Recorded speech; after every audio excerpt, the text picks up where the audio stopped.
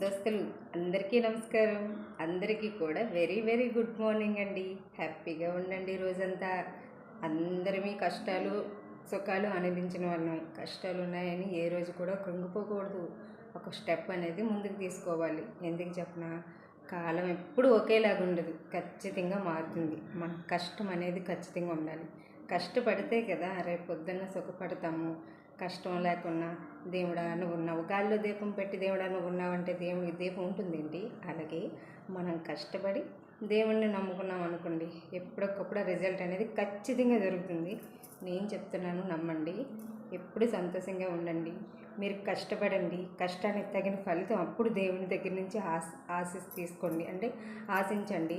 అప్పటి వరకు మీరు కష్టపడకున్నా మాకు కష్టాలు ఉన్నాయని బాధపడితే మన కష్టాలు ఎవ్వరు తీర్చరు, మనమే తీర్చుకోవాలి మన కష్టాలు. అర్థమవుతుందా? ఎవరి దగ్గర కూడా ఒక్క రూపాయి కూడా ఆశించకండి. ఎవరు ఒకవేళ ఇచ్చిన తర్వాత చాలా ప్రాబ్లమ్స్ వస్తాయి అన్నమాట. ఇచ్చిన తర్వాత కూడా మంచిగా ఇచ్చినా సరే తర్వాత ఖచ్చితంగా ఏదో ఒక రోజు అది మనం వాళ్ళైనా తప్పవచ్చు, మనైనా అక్కడ సిచ్యువేషన్ బట్టి చాలా రేర్ అయిపోతుంది. అందుకే చెప్తున్నాను, మీ కష్టాన్ని మీరే నమ్ముకోండి అని చెప్తున్నాను. ఇది నేను తప్పు చెప్పానా? చెప్పండి. కష్టం నమ్ముకొని భగవంతుని నమ్ముకోండి. ఎప్పటికప్పుడు మనకు మంచి జరుగుతుంది. ఖచ్చితంగా నా మంచి మనసుతో చెప్తున్నాను. ఓకేనా? హ్యాపీగా పిల్లలతో ఎంజాయ్ చేయండి, సంతోషంగా ఉండండి.